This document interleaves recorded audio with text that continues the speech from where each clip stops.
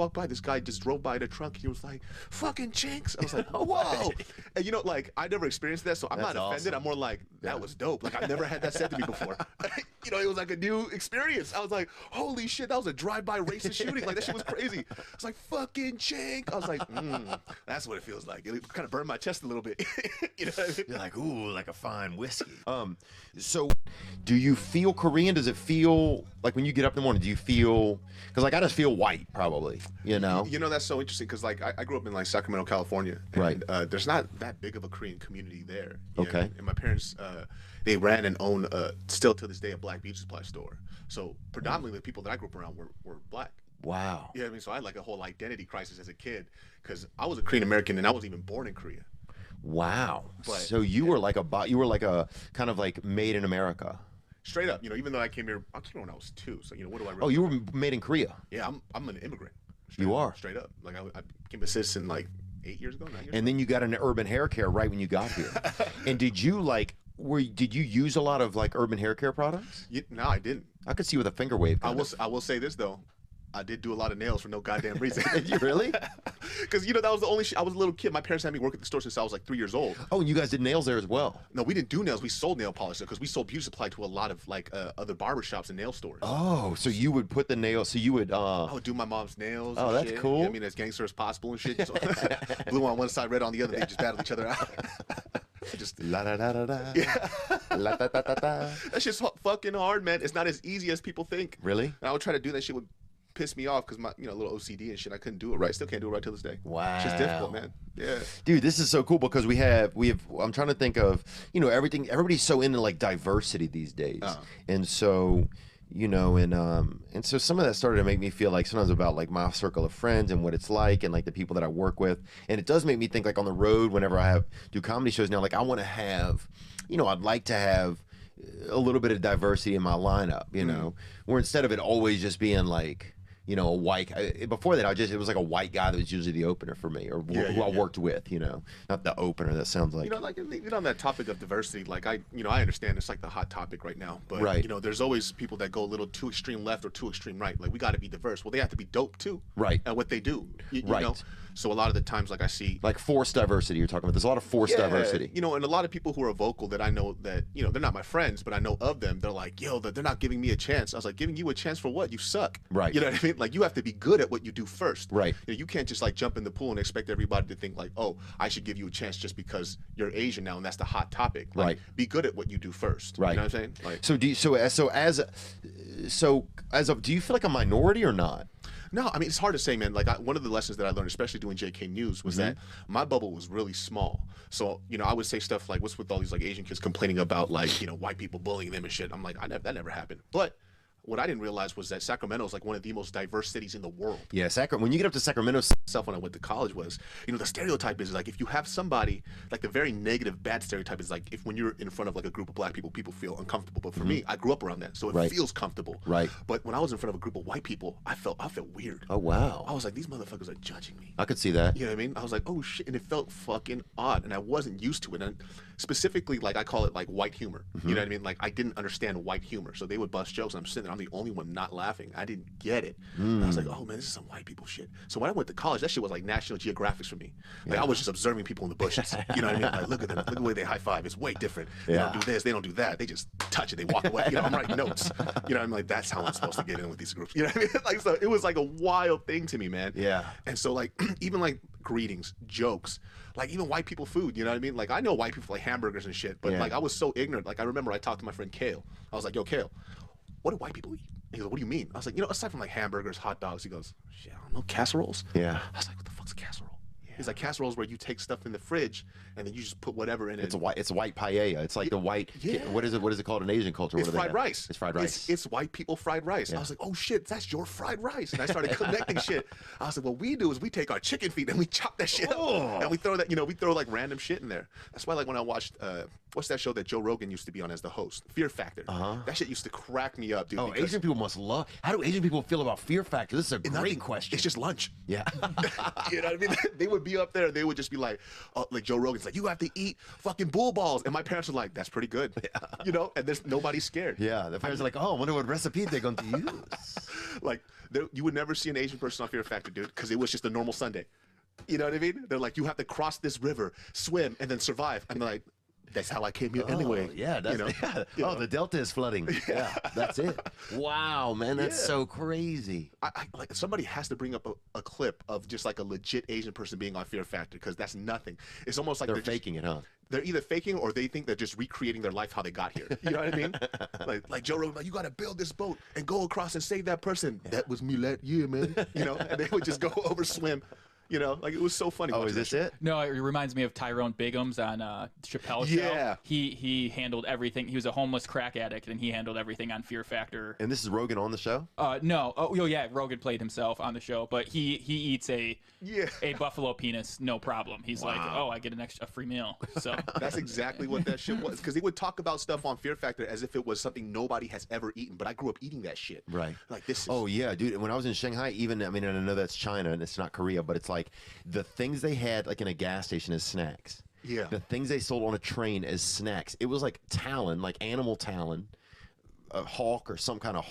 You know what I mean? Like if you look at my house, like every Korean or like zero generation or first generation home has a house that doesn't make sense. Mm-hmm. Like there's just a bunch of, you know, like I feel like this is what I saw growing up. It's like whenever I went to like a white person's house, their furniture's matched. You know what I mean? Like there's a purpose for this. You know what I mean? And they would say words that I did not know. They're like, "Oh, this is a duvet for the." I was like, duvet? What the fuck are you saying? What the fuck's a duvet? You have a blanket over your blanket? That's the dumbest shit I've ever seen in my life. You don't have a fucking washing machine, dumbass. You know that's what I would think. Yeah. You know, your blanket has a blanket. Yeah, I was like, "What the fuck? Why is your blanket getting cold, bro?" Yeah, you know, I had no idea what was going on. And they're like, "Oh, put your shoes in the foyer." I'm like, "Foyer? What the fuck is this fool saying right now?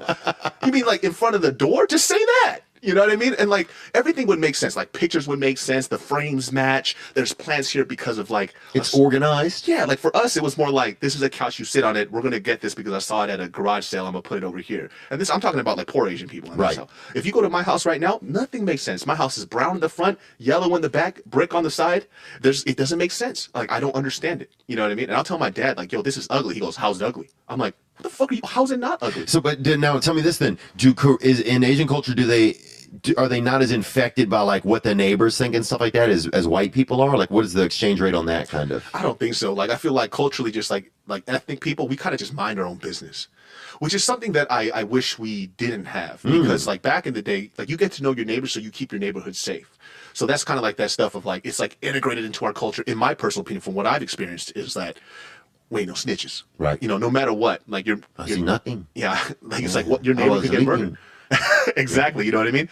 And I think it's just because like we just mind our own business. Like the other day, I was kicking it with me and my a couple of homies from Sacramento, and we're in South Pasadena. It's super nice. This little kid hit a softball, went over the fence, and rolled right next to me. I was like, "Shit, ain't my business." Right. And I stopped. I was like, "Hold on a second.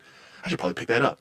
I didn't think about it. So it's not that you're being rude or you don't want to get involved. It's just that it's none of your business. Yeah. See, I noticed that this is, you know, like in Shanghai, I noticed a lot of the Chinese people. I know you're not Chinese, but the Chinese people were. It always seemed like they didn't, like white people seem to or in America, people seem to notice each other more being around or like interact even just in like regular moments on a train or anything. Chinese people, everybody very much in their own, what I perceived at the time to be in their own world, like didn't care.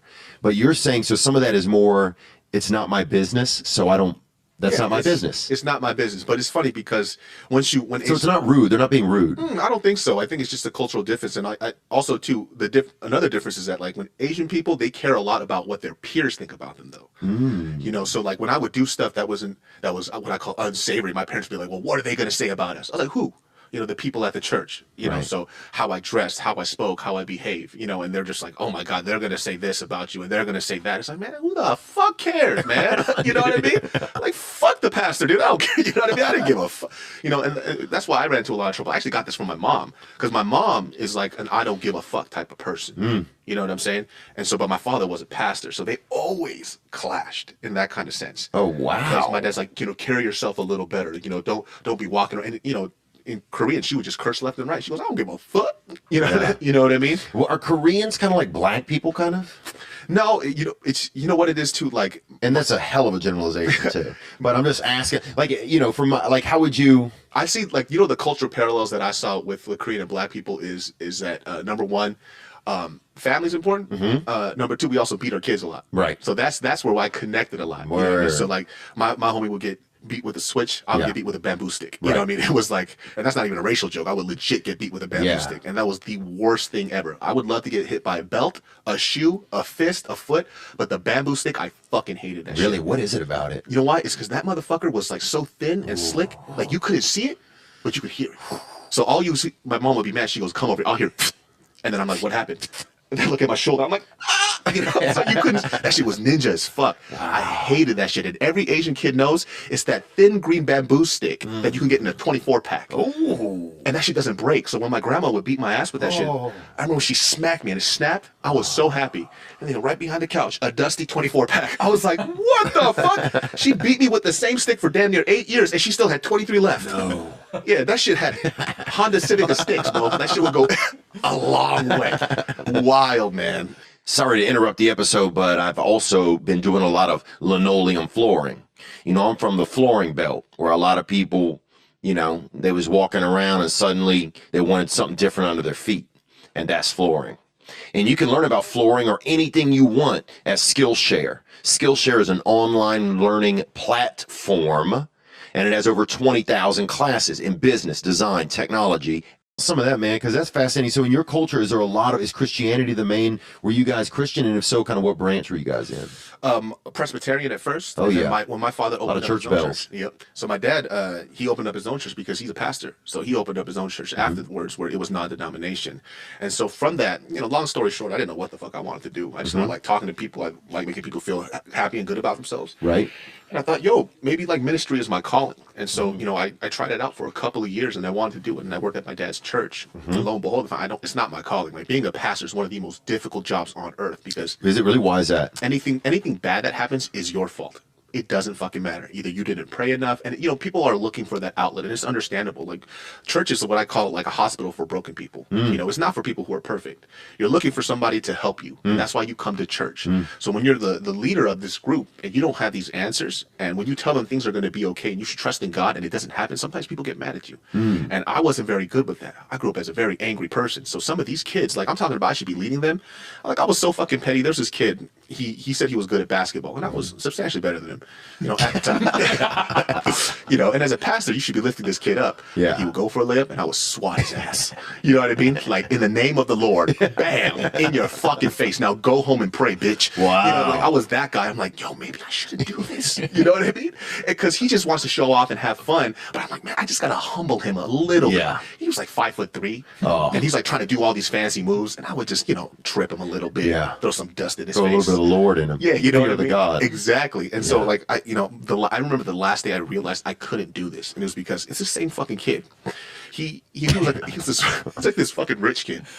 Oh God! Right, that thought he had the world. He got in trouble, and his parents are asking me to help him out because he had an addiction to codeine, so Oxycontin or whatever, right? Yeah. And scissor, huh? So he's like, that shit's expensive as fuck. So he would steal like his relative's shit and sell it so he can get more pills. And he got into so much like legal trouble. His parents were just asked out on money, and his parents are pretty well off.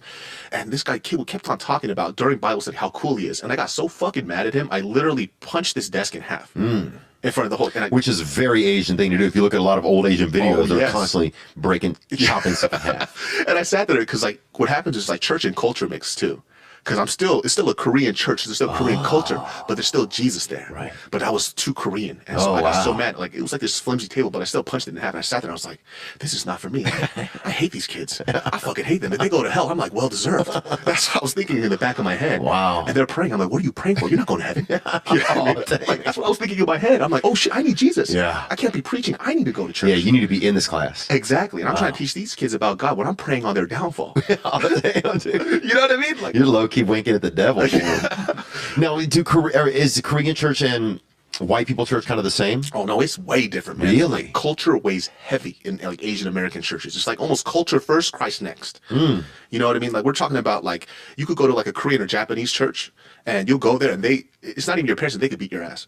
just because you're Korean. I like that secondhand ass beat. Yeah, dude, I would get like ass whoopings all the fucking time. Yeah, like, who the fuck was that? Yeah, he just left his business card. And you're like, oh, okay.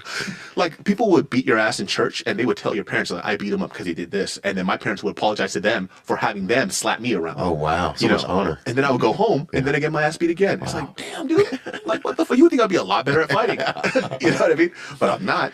So Korean people, so it's more. Is there more of a group think? Like as a group, like it's okay if you help me raise my kids a little bit, or it's okay if you keep them in line. It's like, is there more respect, you feel like, from young people to adult? Yeah, oh, definitely, man. There's a chain of command to the max, especially in Asian culture. Like, there's